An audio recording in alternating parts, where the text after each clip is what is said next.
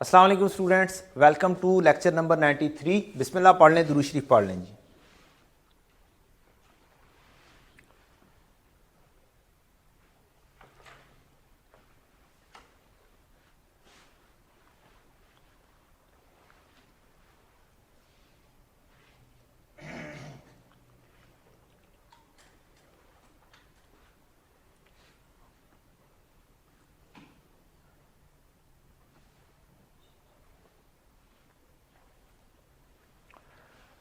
जी बच्चों, पिछले लेक्चर के अंदर हम पढ़ रहे थे रीस्ट्रक्चरिंग से रिलेटेड हमने एग्जांपल पढ़ ली थी, हमने डिटेल में पैराग्राफ्स पढ़ लिए थे। ताहम जो मेरा फ़्लो है और जो सर अदनान का फ़्लो था वो थोड़ा सा मिसमैच हुआ है, क्योंकि मेरा ज़ाती तौर पर ये होता है कि मैं स्टैंडर्ड से आपको ये काम करवाऊँ, क्योंकि स्टैंडर्ड से मेजॉरिटी नकल इसकी लगती है। तो कोई मसला नहीं है, ज़रा थोड़ा सा टाइम आगे पीछे हो भी जाएगा तो मसला नहीं है, चीज़ें पूरी होना असल मकसद है।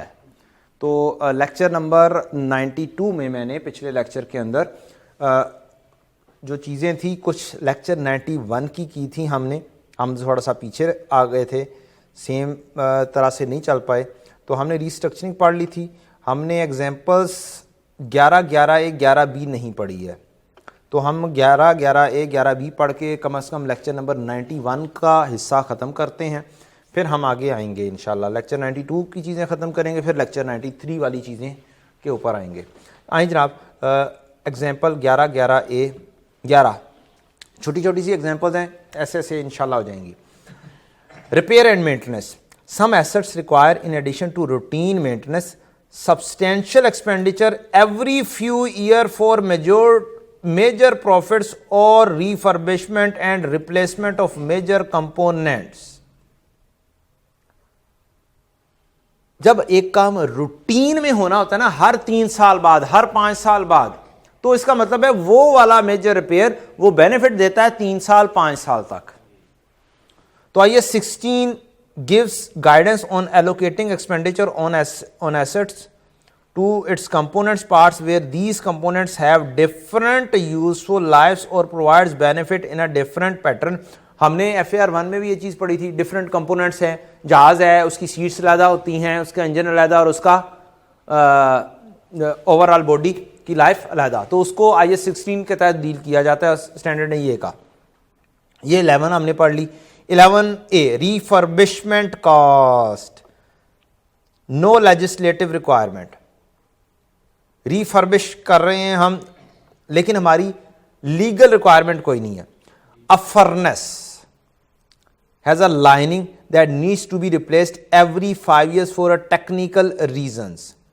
एक जो होती है ना इंडस्ट्री लोहे की,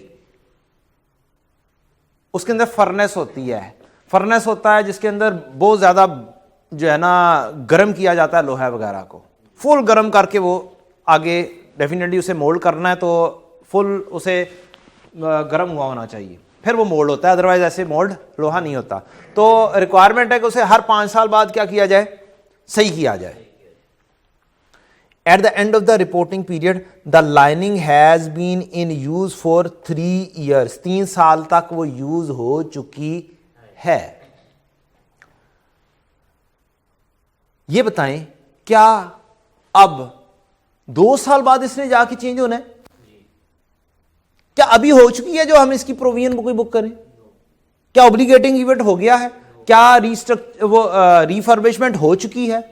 लीगल भी रिक्वायरमेंट नहीं है, और कंस्ट्रक्टिव तो वैसे ही पता नहीं करनी है कि नहीं करनी।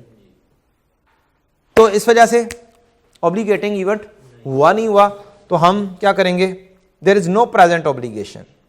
ठीक, conclusion, no provision is recognise. Para भी बता दिया उसने, पैरा 14, 17 और 19 है। डिटेल में उसने डिस्कशन की है इसके ऊपर।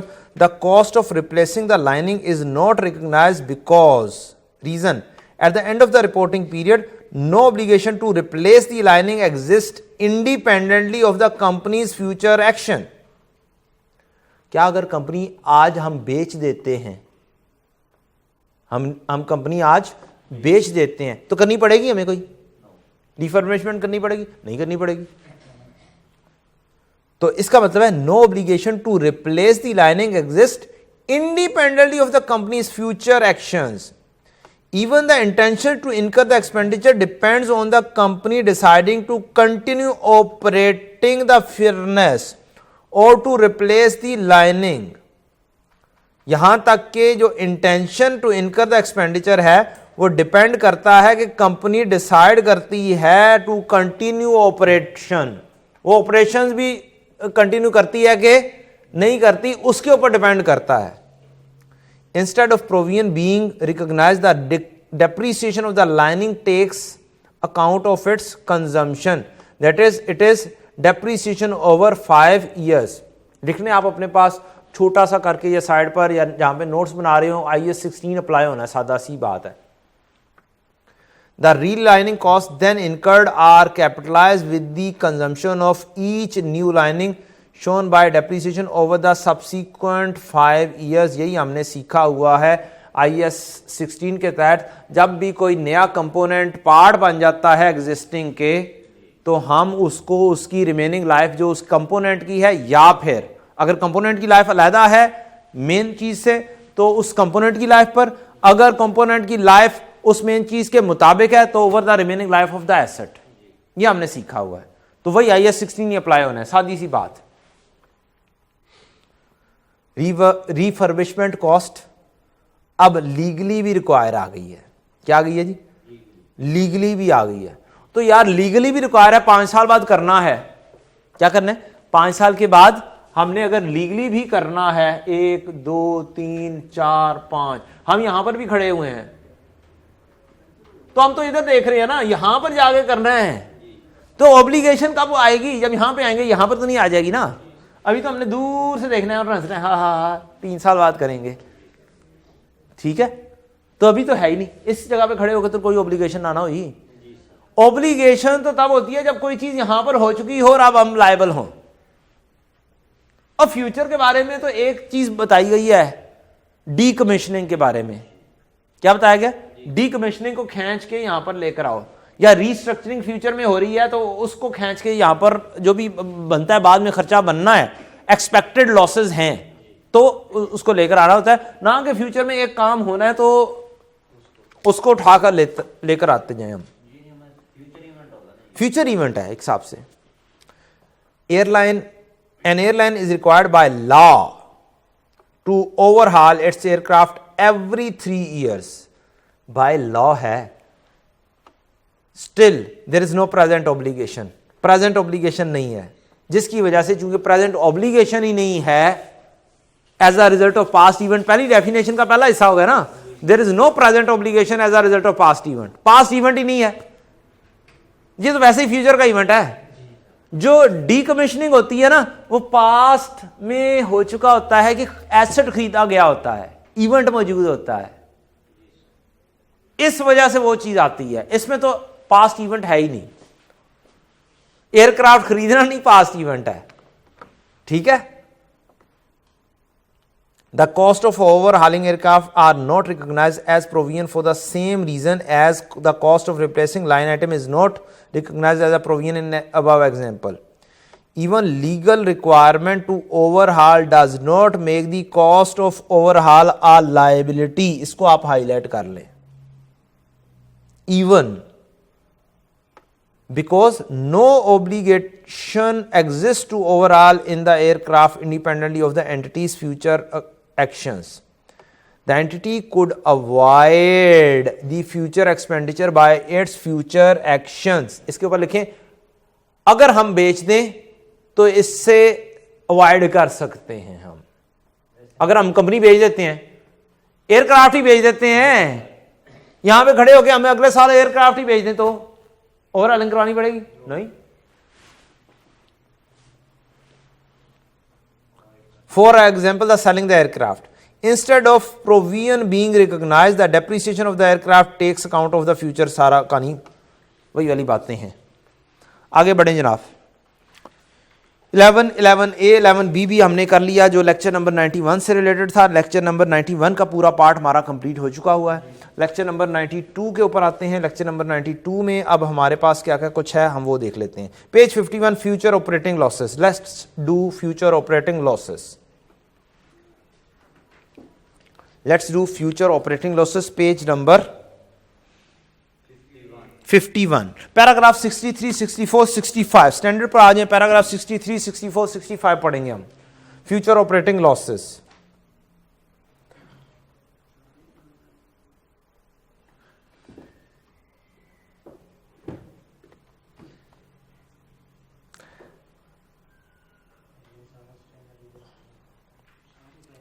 अगर आप स्टैंडर्ड के पहले पेज पर आ जाएं जहां पर नंबरिंग हुई है, तो हमने रीइंबर्समेंट पढ़ ली है, change in provision, use of provision, future operating losses highlight कर सकते हैं आप जो जो चीजें पढ़ रही हैं। पैरा 63 लिखा हुआ है, फिर ऑनरस कॉन्ट्रैक्ट पैरा 66 लिखा हुआ है, फिर रीस्ट्रक्चरिंग पैरा 70 लिखा हुआ है। तो मेन पेज के ऊपर से ही आपको बहुत सारी चीजें मिल जाएंगी कि कौन कौन सी चीजें हम कर रहे हैं, आप वहां से भी हाईलाइट कर सकते हैं। आए जनाब, पैराग्राफ नंबर 63 पढ़ते हैं।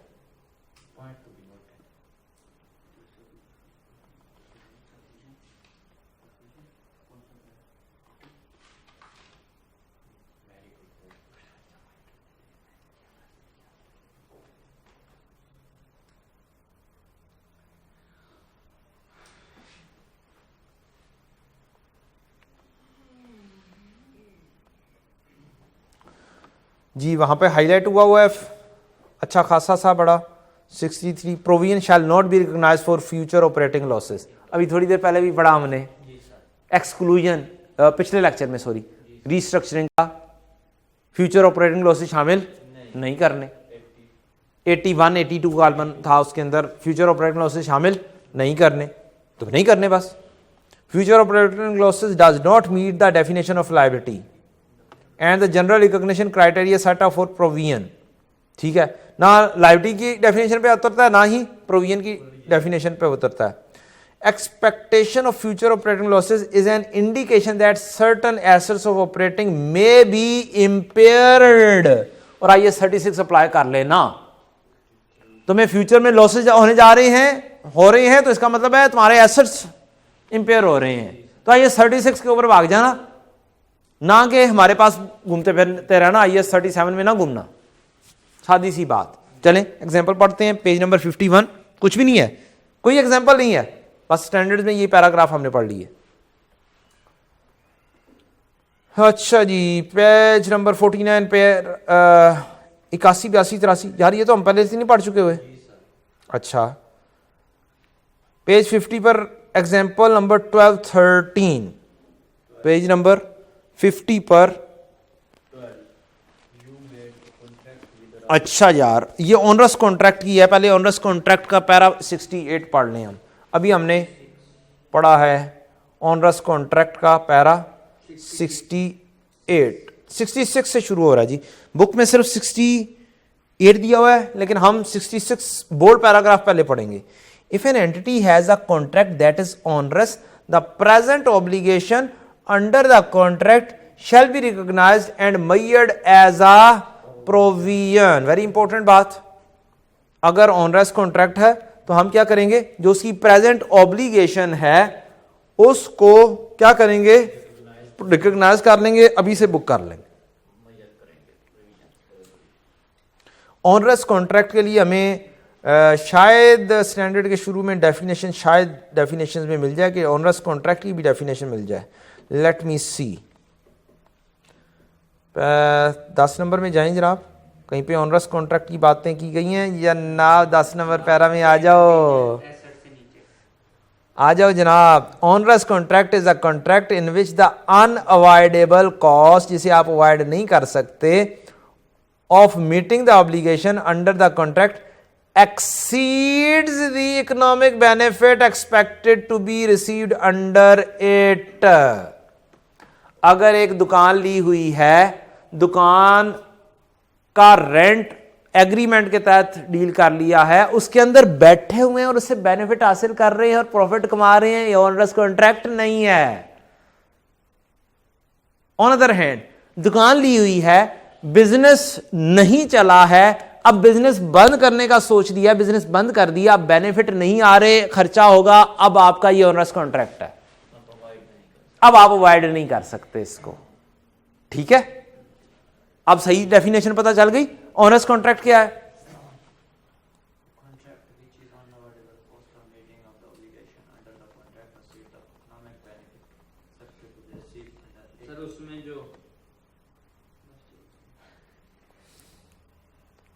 चलो 68 में भी डेफिनेशन ही दी हुई है, 68 में भी क्या है? डेफिनेशन ही है।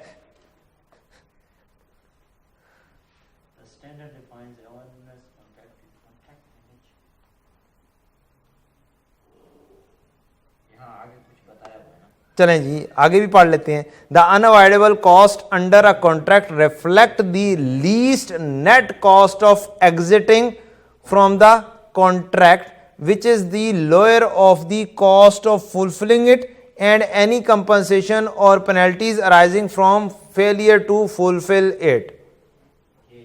ये बात है कि आप क्या खर्चा करेंगे, ये खर्चे वाली बात की है कि आपको कुछ उससे बेनिफिट हासिल हो रहा है तो वो आप नेट ऑफ कर लेंगे। आइए जनाब पढ़ते हैं, इनफ्लो और आउटफ्लो का नेट करके जो खर्चा होगा उसकी प्रोविजन करेंगे। अब एग्जांपल नंबर 12 पढ़ लेते हैं। सादी सी बात क्या है जी, इनफ्लो और आउटफ्लो का जो नेट कर लेंगे तो जो नेट खर्चा होगा वो आपका ऑनरस कॉन्ट्रैक्ट का लॉस होगा और वो हम बुक करेंगे। पेज 50 पर example 12, services contract. You made a contract with the rise principal, आपने राइज के प्रिंसिपल से कॉन्ट्रैक्ट किया that I will provide cleaning service in college. कितनी अच्छी बात है, जमादार लग गए तुसी। अच्छा यार, pricing revenue agreed is 1 lakh. बंदे आए और आके राइस प्रिंसिपल से आपने बुलाया कि यार पूरी राइस को जो आपने ना क्लीन किया करना है और बताओ कितने पैसे लोगे। उसने ऐसे ही थोड़ा सा हिसाब लगाया, यार झाड़ू देनी पड़ेगी, यार पोछा लेना पड़ेगा, 2-3 बंदे रखने पड़ेंगे और बस हमारा काम हो जाएगा।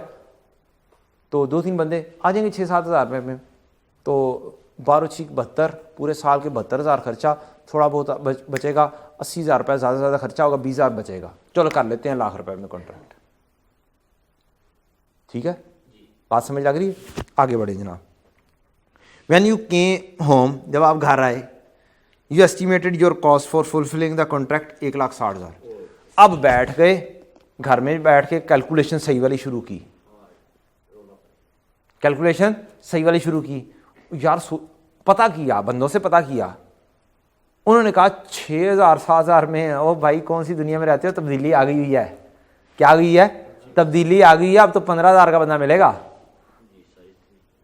या इवन 12-13,000 रुपये में बंदा मिलेगा। आपने कैलकुलेशन की, यार 1,60,000 रुपया, लाख रुपया मिलेगा, 61 खर्चा होएगा, 60,000 का लॉस।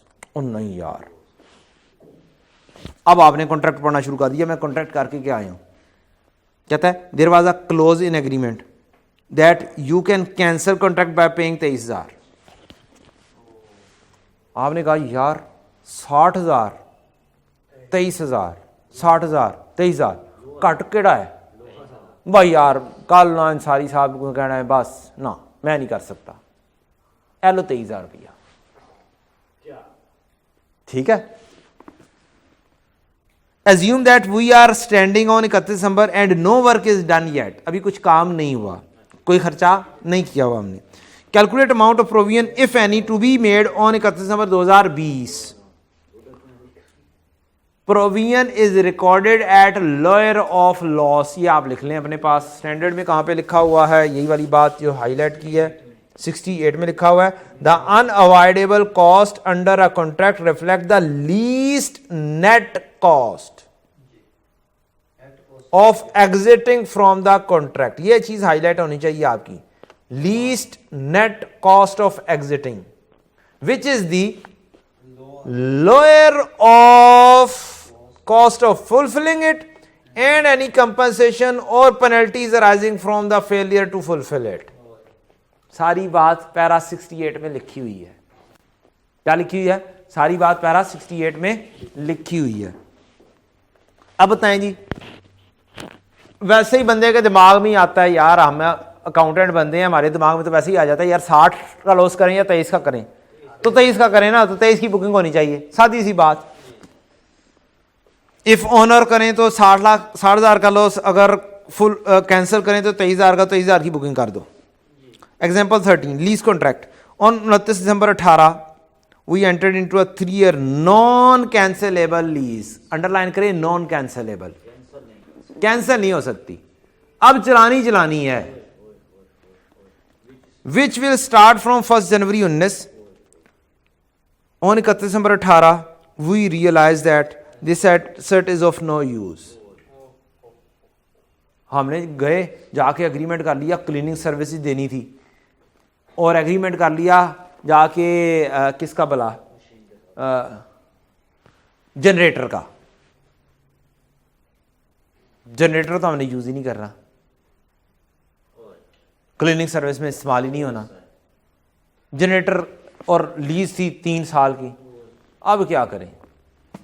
कहता है एनुअल रेंटल इज 3 लाख रुपया, इफेक्ट ऑफ डिस्काउंटिंग इज इमैटीरियल। कहता है बस माइनर सा ही है, 2-3 रुपए का, डिस्काउंटिंग करवा भी लेंगे तो भी 3 साल में खर्चा होना, तो वापस प्रेजेंट वैल्यू पर आएंगे भी तो कोई खास नहीं है, चेंज नहीं है। बताएं जी कितने का करें जी प्रोविजन? 3 साल का, 1 साल का 3 लाख रुपया, annual rental is 3 lakh. Inflow कोई होगा, हमने तो क्लीनिंग सर्विसेज देनी थी, जनरेटर तो लगाना ही नहीं था, तो हमने जनरेटर की रेंटल ले लिया। अब क्या करें? कोई काम नहीं होना, ऑनरस हो गया, जो पैसे आने हैं आने ही नहीं है, 0। और आउटफ्लो क्या होगा? 9 लाख का। फ्यूचर में होना है बुकिंग आज, ऑनरस फौरी तौर पे बुक करो। Non cancellable 9 lakh expense debit provision credit. Example 12, 13, 14 भी लिखा हुआ जी एग्जाम्पल जी, कर लेते हैं, चलो कर लो, ताकि ये वाला पेज तो खत्म होना साइड पर हो। हैं Dawlance supply of goods contract. Dawlance made a contract with Honda to supply 5 AC per month for 33,000 per unit for 3 years. क्या किया जी? कॉन्ट्रैक्ट किस चीज का है? डॉलेंस ने कॉन्ट्रैक्ट किया है किससे? होंडा से, और हमने देने हैं AC, 5 AC per month, 5 AC per month, और कॉस्ट है हमारी 33,000 की पर AC फॉर 3 ईयर्स। ओ क्या बंदा था यार, ये हर महीने ले रहा है। स्टार्टिंग फ्रॉम अक्टूबर 16, हमारा ईयर एंड कौन सा है? 31 दिसंबर है। अक्टूबर 16, अक्टूबर में शुरू हुआ काम, मीन्स अक्टूबर, नवंबर और दिसंबर। हम 31 दिसंबर पर खड़े हुए हैं, 31 दिसंबर 16 कॉन्ट्रैक्ट हुआ था यहां पे। इसका मतलब है हमने 3 महीने भेज दिए होंगे। कहता है starting from October 16 all deliveries till December were made on timely basis and Dowlance made a handsome profit on it. Good हो गया जी, अच्छा खासा प्रॉफिट हो रहा है उसको। On December 16, due to increase in prices of material in local market, Dowlance manufacturing costs will increase in future. 31 दिसंबर 16 पे खड़े होकर पता चला यार आईके ने क्या कर दिए? डॉलर शूट अप, तब्दीली आ चुकी है, और हमें जो चीज़ थी 100 रुपये में पड़ने की बजाय डायरेक्टली 150 रुपया डॉलर पहुंच गया है। तो अब हमें ये चीज़ें इंपोर्ट करेंगे सस्ती नहीं पड़ेंगी, हमारी तो मैन्युफैक्चरिंग कॉस्ट बहुत बढ़ गई है।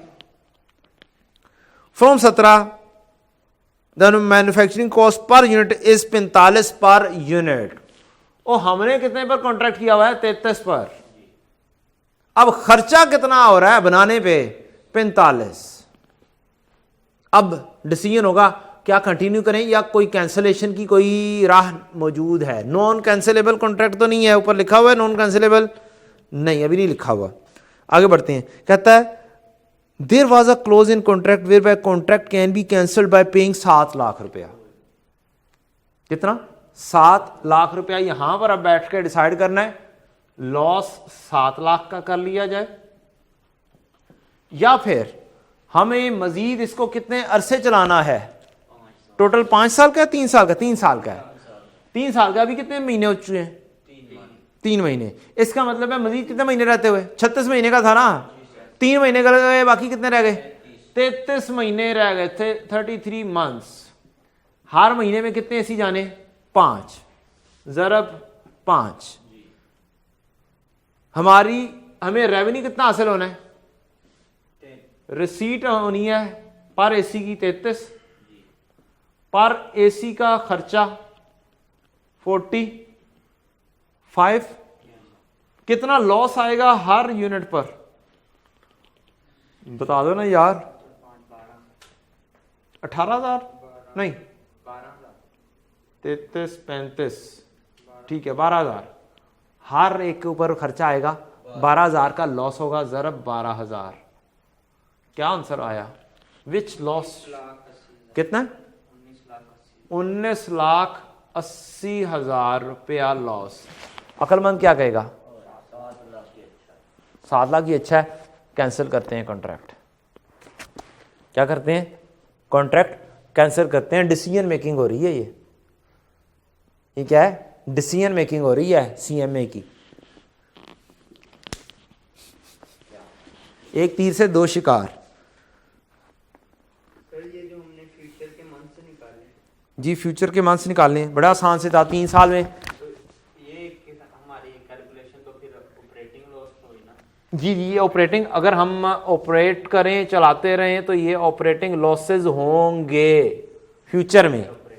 तो फ्यूचर ऑपरेटिंग लॉसेस रिकॉग्नाइज नहीं करने, लेकिन ऑनरेस कॉन्ट्रैक्ट तो करना है ना। ऑनरेस कॉन्ट्रैक्ट की डेफिनेशन पढ़ी ना, उसके अंदर पैराग्राफ 68 पढ़ा ना।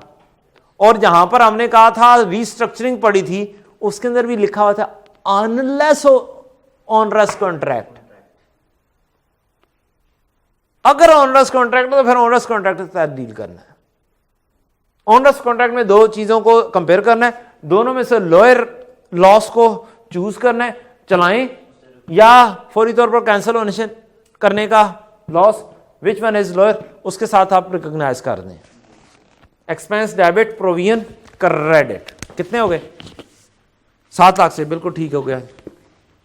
एनी कंफ्यूजन जी? अब बुक के अंदर पूरी कैलकुलेशन की गई हुई है। 33 को अलहदा से, 45 को अलहदा से मल्टीप्लाई किया हुआ है। मैंने कहा यार पूरा नेट लॉस निकाल लो, उसी से मल्टीप्लाई कर लेंगे। मैथ को करने के मुख्तलिफ तरीके हो सकते हैं। इतने अक्लमंद तो बच्चे हो ना तुम। अच्छा जी, हम अब तक कर चुके हुए हैं पेज 51 फ्यूचर ऑपरेटिंग लॉसेज हो गए। पैरा 81 82 83 हमने पहले पढ़ लिया हुआ था। पेज 50 एग्जाम्पल 12 13 14 भी कर ली। पेज 64 66 ये क्या चीज़ है?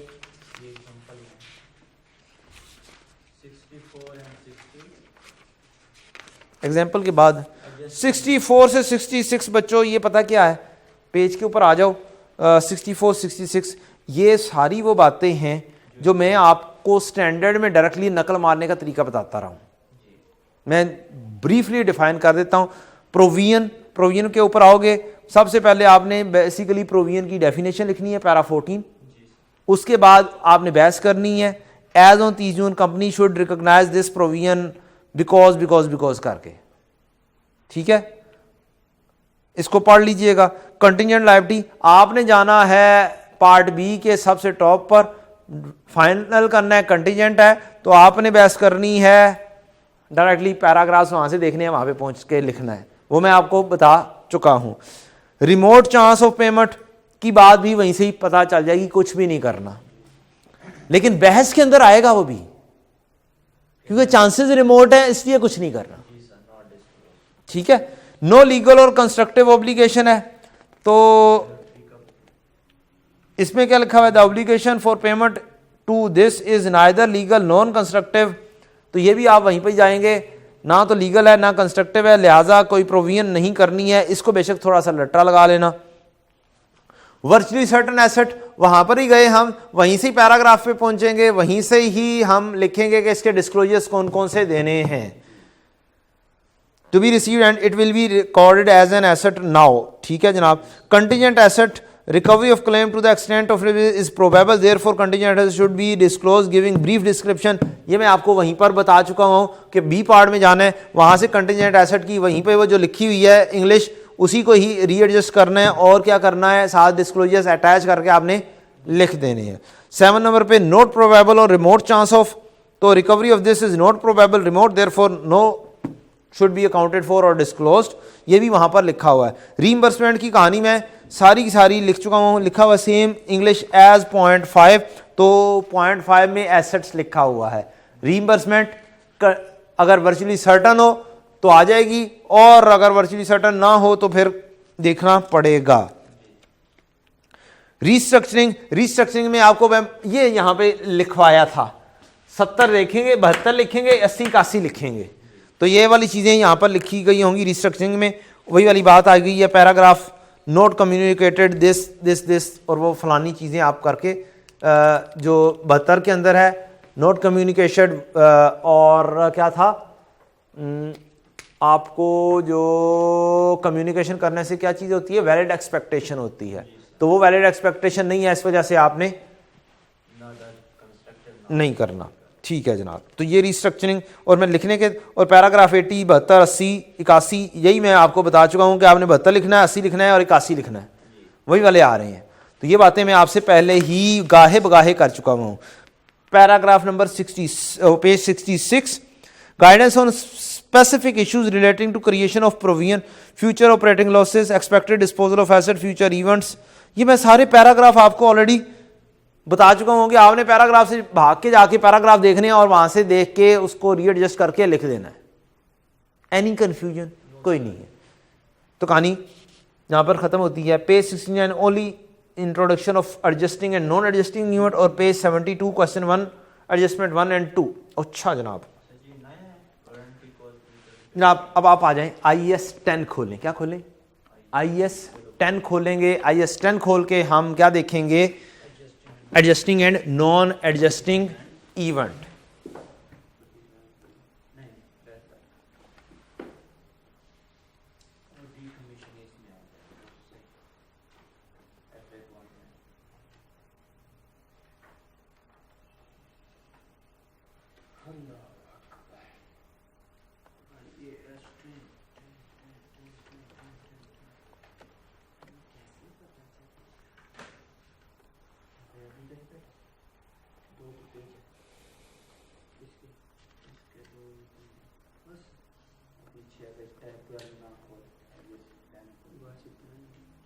इसके पार्ट बी में देखना कुछ है कि नहीं है?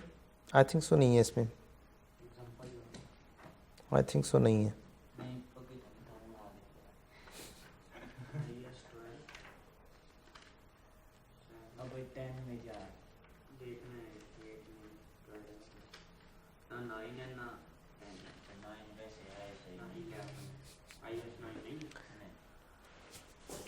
जी बच्चों शुरू करते हैं IAS 10। हम क्या करते हैं जी, IAS 10 हम शुरू करते हैं। सिर्फ डेफिनेशंस की डिस्कशन की गई है। तो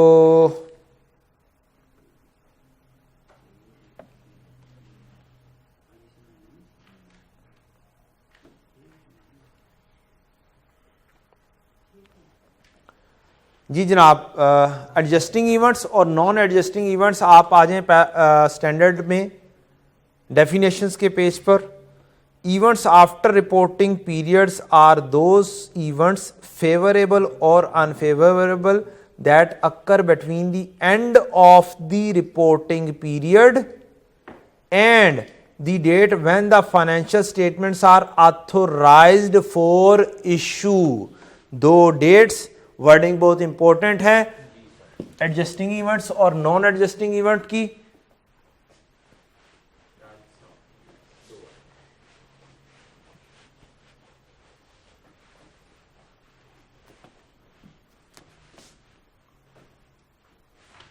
ये हमारा ईयर एंड, ठीक। यहां पर ऑथोराइज फॉर इशू है, बीओडी ने ऑथोराइज कर दिया है कि इशू कर दी जाए। मींस इसमें दरमियान में ऑडिट भी हो गया होगा, ऑडिटिंग हो गई होगी, चेकिंग हो गई होगी, मसले मसाइल सामने आए होंगे, हो सकता है कुछ ना आए, हो सकता है कुछ स्टिल ना पता चले। अगर तो यहां से पहले पता चल गए, इवन आपने पब्लिश करवा ली है, अभी ऑथोराइजेशन फॉर इशू नहीं हुआ, ये वर्डिंग नहीं आई ऑथोराइज फॉर इशू, तो इसका मतलब देखना है एडजस्ट हो सकता है या नहीं हो सकता। एडजस्ट हो सकता है, इवेंट्स होंगे इसी साल से रिलेटेड, आप एडजस्ट कर सकते हैं या नहीं कर सकते, यहां पर लेकर जाने हैं या नहीं लेके जाने। स्टैंडर्ड ने बड़ी डिटेल में बातें की हैं, बड़ी एग्जांपल्स दी हुई हैं, टेंशन नहीं लेनी। उन्हीं एग्जांपल्स में से आई कैप क्वेश्चन बना रहा होता है अक्सर औकात। चलें जनाब, दो डेट्स कौन कौन सी, ईयर एंड की डेट, रिपोर्टिंग डेट और authorisation date. Two types of events can be identified, those that provide evidence of conditions that existed at the end of the year. अब कंडीशन एग्जिस्ट करती थी, क्या करती थी, कंडीशन एग्जिस्ट करती थी, इसका एविडेंस यहां पर मिल रहा है, इसका एविडेंस यहां पर मिल रहा है कि कंडीशन यहां पर एग्जिस्ट करती थी इस जगह पर। तो इसको क्या कहेंगे, एडजस्ट करो, एविडेंस मिल गया है कि कंडीशन यहां पर एडजस्ट करती थी। दूसरी चीज, those that are indicative of conditions that arose after the reporting period. अगर यहां पर कंडीशंस आई है, अगर बाद में कंडीशन क्रिएट हुई है, भले बहुत बड़ा नुकसान है, तो फिर क्या करोगे, इसे नॉन एडजस्टिंग कहोगे। क्या कहोगे, नॉन एडजस्टिंग मींस एंट्री पास नहीं कर सकते, नॉन एडजस्टिंग मींस एंट्री पास नहीं कर सकते। कब नहीं कर सकते जी, इस साल में एंट्री पास नहीं कर सकते, यहां पर एंट्री पास नहीं कर सकते। एडजस्टिंग मींस इस साल में एंट्री पास करो, एडजस्टिंग मींस इस साल में एंट्री पास करो। एडजस्टिंग मतलब इस साल में एंट्री पास करो, ये है बस एडजस्टिंग और नॉन एडजस्टिंग का डिफरेंस। अब बात समझ लग रही है, ठीक है। अब मेरा स्टाइल डेफिनेटली डिफरेंट है, मैं थोड़ा सा आगे जाऊंगा और कुछ कहूंगा कि कुछ देखते हैं, रिकॉग्निशन वगैरह देखते हैं।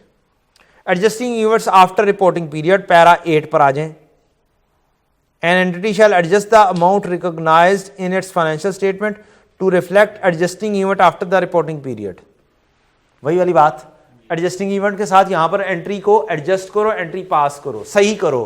पहले कोई आपने प्रोवाइड कर दी हुई, अब एविडेंस मिल रहा है तो आप सही करो। मसलन फॉर एग्जांपल, यहां पर हादसा हुआ, यहां पर केस हुआ, यहां पर केस में पता चला यार लाह ने कहा लगता है कि 40 मिलियन देने पड़ जाएंगे, एस्टीमेट हमने एंट्री पास कर ली 40 मिलियन की।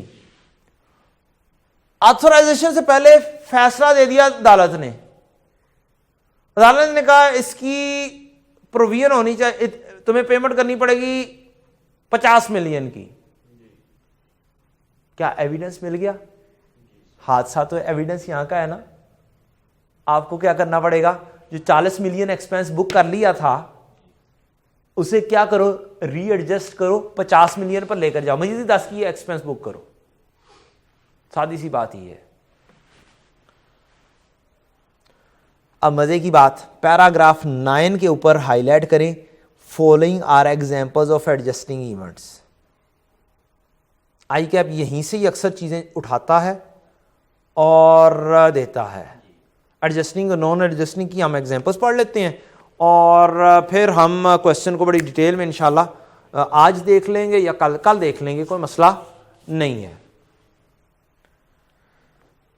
जी। हम ये स्टैंडर्ड खोल के काम करेंगे इंशाल्लाह। आप घर में बैठ के ये स्टैंडर्ड खोल के लेक्चर भी लेंगे और काम भी साथ साथ करेंगे और आपका 90% ऑलरेडी हाईलाइटेड होगा।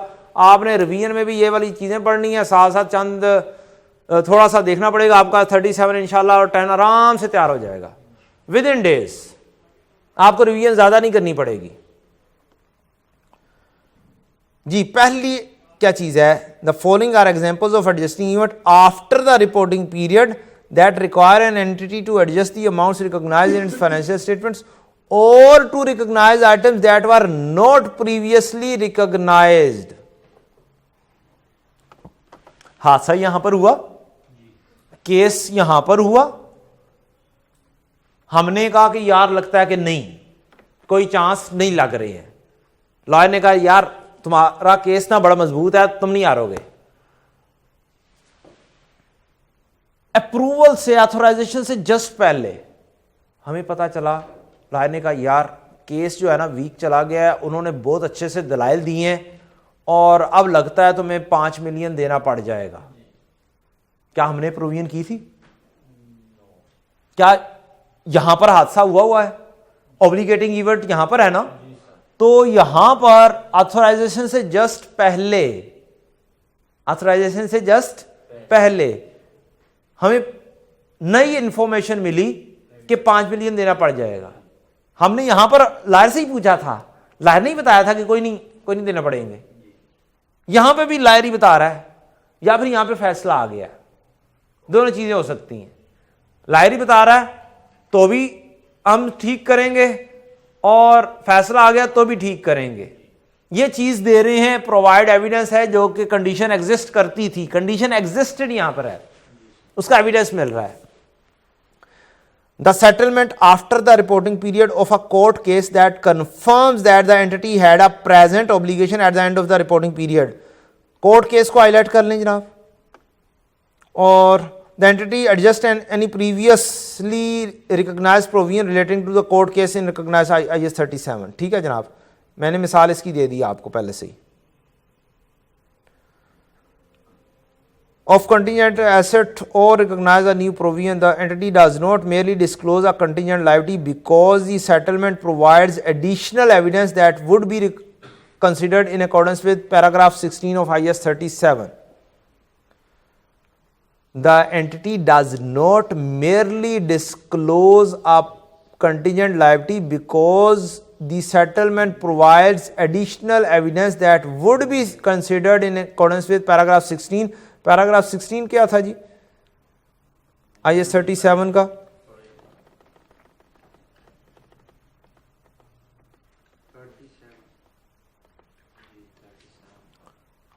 पैरा 16 था ये 37 का। In almost all cases it will be clear whether a past event has given rise to present obligation.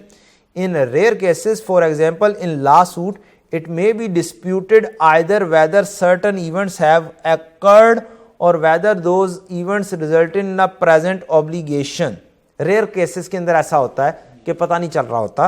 In such a case, an entity determines whether a present obligation existed at the end of the reporting period by taking account of all available evidence, including, for example, opinion of the expert। expert से हम राब्ता करेंगे, यार समझ नहीं लग रही है हमारा प्रेजेंट ऑब्लिगेशन बनता है या नहीं बनता।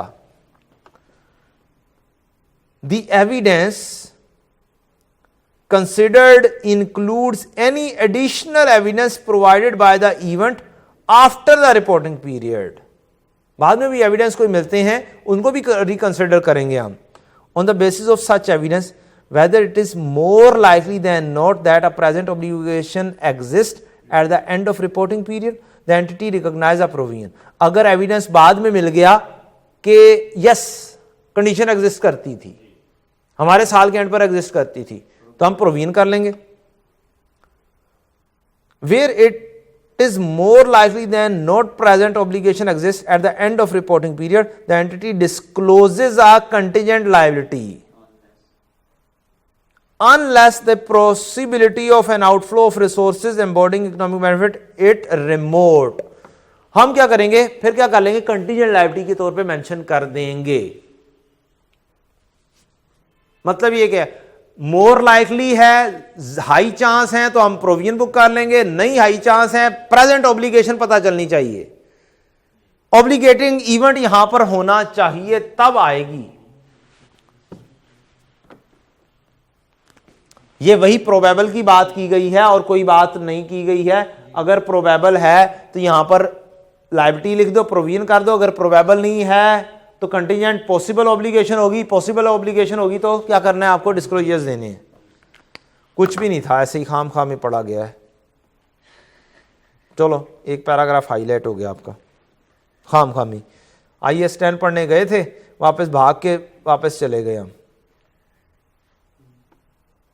चलो जनाब, पहली एग्जांपल पढ़ी गई, कोर्ट केस है. कोर्ट केस के अंदर कोई मूवमेंट होगी तो उसे क्या करना है, अगर कंडीशन यहां पर एग्जिस्ट करती है, जिसका एविडेंस यहां कहीं पे मिल रहा है, तो आपने उसे क्या करना है, रीएडजस्ट करना है. Simplicity is this: the receipt of information after the reporting period indicating that an asset was impaired eight the end of the reporting period. बाद में कोई एविडेंस मिल रहा है जिससे पता चल रहा है, जैसे यहां पर ऑपरेटिंग लॉसेस है कि यहां पर इसका मतलब है जो एसेट था ना वो इंपेयर हो चुका हुआ था, और that the amount of previously recognised impairment loss for the asset needs to be adjusted. For example भी दी हुई है. क्या वजह बन सकती है, बैंक्रप्टसी ऑफ द कस्टमर. एक कस्टमर जिसको आप चीजें बेचती हैं वो बैंकरप्ट हो गया. That occurs after the reporting period usually confirms that the customer was credit impaired at the end of reporting period. Provision for doubtful debts. क्या करते हैं, इसकी बेस पे प्रोविजन फॉर डाउटफुल डेट में बैड डेट भी पास कर लेते होते हैं कि बैंकरप्ट हो गया है, अब पैसे पता नहीं मिलने. क्या कस्टमर यहां पे एग्जिस्ट करता था, बैंकरप्ट यहां पर हुआ है, अब पैसे नहीं मिलने, यहां पर भी पैसे थे लेने वाले, तो इसका मतलब क्या करो, प्रोविजन करो. The sale of inventory after the reporting period may give evidence about their NRV at the end of reporting period. आपकी कंडीशन यहां पर एग्जिस्ट करती थी, इन्वेंट्री आपके पास मौजूद थी, यहां पर बेची तो पता चला नहीं बिकेगी, NRV की तरफ जाना पड़ेगा. सर इसमें NRV की तरफ जाना है तो फिर ये क्या, आप IAS 37 में क्या है, ये 37 नहीं है, IAS 10 है. क्या है, IAS 10 है. IAS 10 का लिंक 2 से भी हो सकता है, 37 से भी हो सकता है. हाँ, सबसे ज्यादा लिंक 37 से है ना, तो अपने दिमागों से 37 अब निकालो थोड़ा सा. क्या पढ़ रहे हो, adjusting and non adjusting event पढ़ रहे हो. उसके अंदर इन्वेंट्री भी आ सकती है, उसके अंदर और फलानी चीज भी आ सकती है, और भी चीजें आ सकती हैं. The determination after the reporting period of cost of asset purchased और the proceed from asset sold before the end of reporting period. Determination after the reporting period, the cost of asset purchased. हमने asset purchase कर लिया हुआ है, लेकिन working हम यहां पर बैठ के बना रहे हैं, क्योंकि इसके अंदर बहुत सारे खर्चे आ रहे थे. डीकमीशनिंग के बारे में भी हमने यहां पर बैठ के सोचा है. तो ये क्या है, एडजस्टिंग इवेंट है. क्या है, एडजस्टिंग इवेंट है कि आप एसेट जो खरीद लिया था बिफोर द ईयर एंड, उसका अब आप खर्चे बना रहे हैं कि टोटल खर्चा कितना हो गया है। परचेज कर चुके हुए हैं, कॉस्ट ऑफ एसेट बना रहे हैं। यहां पे परचेज किया था, इंपोर्ट कर लिया, इंपोर्ट ड्यूटीज कर आई, डॉक्यूमेंटेशन यहां पर मिल रही हैं, क्लियरिंग एजेंट की डॉक्यूमेंटेशन यहां पर मिल रही है। एसेट आ चुका हुआ है। एसेट दो किस्म का होता है जी। एसेट क्या होता है? दो किस्म का। आपने एफओबी पढ़ा हुआ है, फ्री ऑन बोर्ड और CIF। Free on board means जब सप्लायर ने शिप कर दिया तो हमारा है। इट मींस एसेट डेबिट होना चाहिए। यहां पर फ्री ऑन बोर्ड कर दिया शहजादे ने, उसके एविडेंसेस सारे कहां में मिलेंगे? यहां पर मिलेंगे। एसेट तो हमारा हो चुका, इन रास्ते में है, तो इस रास्ते में जो है इसका मतलब एसेट हमारा हो गया, तो उसके खर्चे सारे हमारे हैं, उनके एविडेंसेस तो बाद में ही मिलेंगे ना, तो उसका खर्चा सारा बनाना, उसकी एस्टिमेशन लगाना। बात समझ अब समझ लग गई होगी थोड़ी सी? गुड, हो गया। पार्ट सी तो आप लिख सकते हैं इसके बारे में, कुछ खुद लिख लें अपने पास। डी में the determination after the reporting period of the amount of profit sharing और बोनस पेमेंट्स। बाद में बोनस दे रहे हैं, क्या दे रहे हैं? बोनस दे रहे हैं यार। एक वर्किंग किया करते थे इंट्रो में, bonus after charging such commission. ओ यार, बोनस आफ्टर चार्जिंग क्या करते थे ना, और जब तक प्रॉफिट बनेगा नहीं बोनस की एंट्री पास। कहां पे वर्किंग कर रहे हो? बैठे यहां पे बैठे कर रहे हो यार, बोनस देना है। ओ बोनस कहां पे देना है? किसके प्रॉफिट की बेस पे? इसके प्रॉफिट के बेस पे। कंडीशन एग्जिस्ट यहां पे करती है या यहां पे? यहां पे पर्दा चला है, एविडेंस मिला है, यहां पर कंडीशन एग्जिस्ट करती है, प्रॉफिट कमा चुके हो, तो यहां पे bonus debit, bonus payable, credit करना पड़ेगा। प्रॉफिट यहां पे बना रहे हो, फाइनल कर रहे हो। एग्जाम्पल एडजस्टिंग इवेंट की है।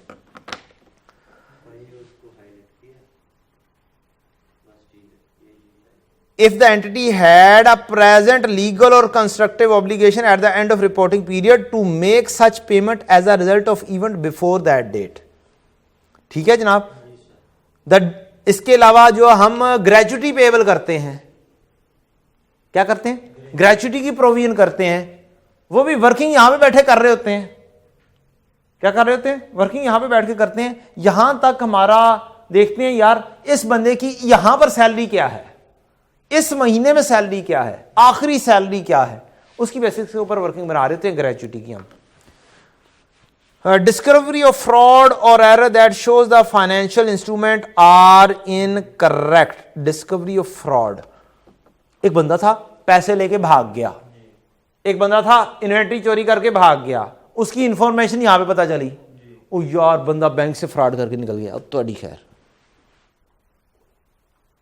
चेक्स लेकर भाग गया है, चेक्स एंड कैश करवा लिए हैं उसने, बोगस चेक्स बना के करवा के साइन इजाफी करवा के निकाल कर ले गया पैसे।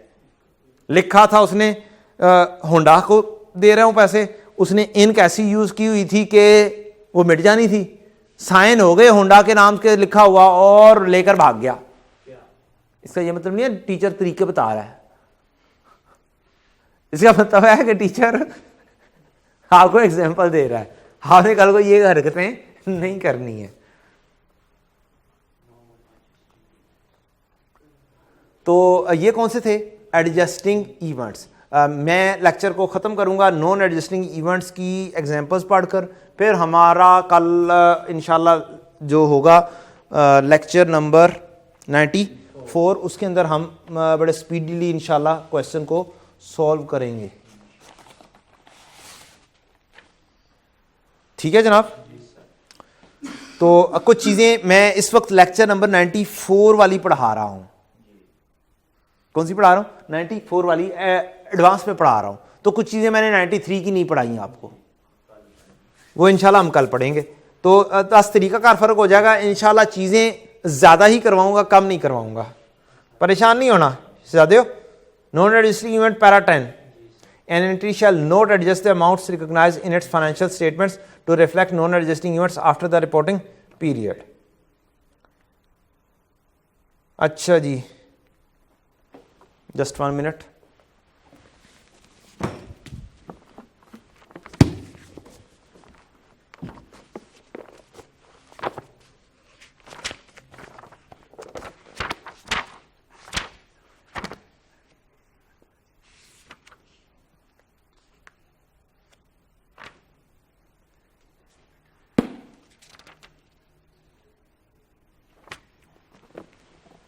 जी पैराग्राफ नंबर 11 पर आए, नॉन एडजस्टिंग इवेंट की example. Non adjusting event highlight कर लें। After the reporting period is a decline in fair value of investment between the end of reporting period and the date of financial statement. आपने investment in property पढ़ी है, investment इन IFRS 9 पढ़ा है। अगर हमारे year end के ऊपर fair value होती थी 9 रुपया और यहां पर जाके फेयर वैल्यू बन रही है 15 रुपया, है तो पीरियड यही वाला ना, लेकिन इसे एडजस्ट नहीं करना, इसे एडजस्ट नहीं करना। ये नहीं लेना कि मजीद बढ़ गई है या कम हो गई है। ये फेयर वैल्यू ऐसी होती है, शेयर प्राइसेस वगैरह और इस तरह की चीजें ये फ्लक्चुएट करती रहती हैं, ऊपर नीचे होती रहती हैं। तो बस ईयर एंड के ऊपर जो है उसके ऊपर लिख दो, ये नॉन एडजस्टिंग इवेंट है। आगे उसने रीजनिंग भी बताई है, that decline in fair value does not normally relate to conditions of investment at the end of the reporting period. उसकी कंडीशन को नहीं एग्जिस्ट वो बताती हैं, फेयर वैल्यू इस तारीख पर वो बता रही है बस। But reflect circumstances that have arisen subsequently. हो सकता है बाद में इस बंदे ने अनाउंस कर दिया हो कि हमारे इतने ज्यादा प्रॉफिट्स हो रहे हैं, इस वक्त नहीं थी, इस वक्त कंडीशन एग्जिस्ट नहीं करती थी। इसलिए ये नॉन एडजस्टिंग इवेंट होगा। पैराग्राफ 11 में एग्जांपल दी हुई है, उसके बाद आगे आ जाओ पैराग्राफ 22, उसमें एक लाइन लगी हुई है नॉन एडजस्टिंग इवेंट की।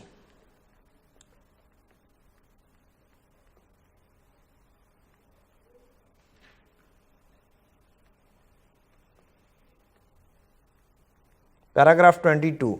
Following are the examples of non-adjusting event after the reporting period that would generally result in disclosure.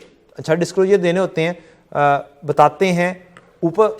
ये पिछले वाला जनरली डिस्क्लोज करने की भी जरूरत नहीं थी, अब ये है डिस्क्लोज करने की जरूरत पड़ेगी। Generally required disclosure. Major business combination after reporting period. आपने ईयर एंड के बाद पीटीसीएल ने यूफोन को एक्वायर कर लिया, कॉम्बिनेशन हो गया, तब बता दो यार कि हमने बहुत बड़ी कंपनी एक्वायर कर ली है। कंडीशन यहां पर एग्जिस्ट नहीं करती, कंडीशन यहां पर क्रिएट हुई है, लेकिन बहुत मेजर है, इस वजह से क्या कर दो, यहां पर डिस्क्लोज कर दो। Announcement of plan to discontinue at operation. आपने यहां पे डिसाइड किया है कि यार हमने जो बेकरी है ना वो बेच देनी है, एक ऑपरेशन डिसकंटिन्यू कर देना है, लेकिन यहां पर डिसकंटिन्यू किया नहीं हुआ था, प्लान यहां पे डिसाइड किया है, तो बता दो यार कि ये अगले साल जो है ना तुम्हारे प्रॉफिट्स कम हो जाने, बता दो कि डिसकंटिन्यू कर दिया। Major purchase of assets. Classification of asset as held for sale in accordance with IFRS 5। Other disposal of assets or expropriation of major assets by government। हमने कोई एसेट डिस्पोज ऑफ कर दिया, गवर्नमेंट ने कोई asset दबोच लिया, जैसे 1971 में गालबन हुआ था, भुट्टो आया था, उसने बहुत सारे पकड़ के ये भी दे दो, ये भी दे दो, ये भी गवर्नमेंट, ये भी गवर्नमेंट, ये भी government. Expropriation of major assets by customer और government. The destruction of major production plant. Plant जल गया by fire after reporting period, यहां पर जला है, क्या हुआ है, यहां पर जला है, बता दो, बस डिस्क्लोज कर दो। Major ordinary share transaction and potential ordinary shares transaction after the reporting period. IAS 33 की वजह से ये कोई ना कोई चेंजेस आती हैं इसमें। IAS 33 में जो डिस्क्लोजर्स हैं, बाद में अगर हम कोई चेंजेस कर रहे हो तो वो, ये मेरा नहीं ख्याल कि आपसे इसके ऊपर क्वेश्चन पूछेगा। Abnormally large changes after the reporting period in asset prices और foreign exchange rates। foreign exchange rates में भी ऊपर नीचे आ गई। यहां पर डॉलर था 120 का, आपने 120 के हिसाब से रिपोर्ट कर दिया, यहां पर तब्दीली आई और चला गया 160 का। नहीं एडजस्ट नहीं करना। हाँ, बता दो कि हमने इतने ज्यादा पैसे लेने वाले हो गए हैं हमारे, या इतने ज्यादा पैसे देने वाले हो गए हैं, बाद में फ्लक्चुएशन आई है, तो फॉरेन करेंसी की चेंज नॉन एडजस्टिंग इवेंट है। चेंजेस इन टैक्स रेट्स और other laws enacted or announced after the reporting period that have a significant effect on current and deferred tax assets and liabilities। यहां पर change लेकर आया है जिसका effect deferred tax पर पड़ सकता है। यहां पर पता चल गया ना, वहां पर हम एडजस्ट कर दिया करते थे, हमें पता चल जाए तो। सिग्निफिकेंट इफेक्ट, अगर यहां पर कंडीशन एग्जिस्ट हुई होती तो हम करते। डेफर्ड टैक्स तो वैसे ही फ्यूचर के बारे में है ना, फ्यूचर का पता चल गया तो ठीक है, कोई मसला नहीं है, लेकिन नॉन एडजस्टिंग इवेंट है। एंटरिंग इनटू सिग्निफिकेंट कमिटमेंट्स और contingent liabilities, for example bye issuing a significant guarantee. हमने गारंटी दे दी है बाद में कि ये जो यूफून है ना, हम इसकी गारंटी देते हैं, इसकी क्या देते हैं, गारंटी देते हैं, सिग्निफिकेंट है इसलिए नॉन एडजस्टिंग इवेंट है, दे हम यहां पे रहे। Communicating major litigation arising solely out of, किधर गया, commencing major litigation arising solely out of events that occurred after the reporting period। Major litigation, कोई केस हो गया है हमारे ऊपर जिसकी कंडीशन यहां पर नहीं एग्जिस्ट करती थी, ऐसे ही हादसा होया, ऐसे ही केस हो गया है, लेकिन बहुत बड़ा केस है, इतना बड़ा है कि आप बेहतर है कि उसकी इंफॉर्मेशन यहां पे बता दो, डिस्क्लोज कर दो। तो नॉन एडजस्टिंग इवेंट का डिस्क्लोजर होता है, एडजस्टिंग इवेंट का एंट्री पास होती है। क्या होता है, एंट्री पास होती है। और कुछ नॉन एडजस्टिंग इवेंट ऐसे होते हैं जो बहुत हैवी नहीं है, तो इसका कुछ भी नहीं करना होता। तो जिसके डिस्क्लोजर देने हैं उनकी तकरीबन लिस्ट उसने यहां पर दे दी है, मोर और लेस। आज तक के लिए इतना बच्चों, थैंक यू वेरी मच। अस्सलामु अलैकुम वरहमतुल्लाहि वबरकातुहू।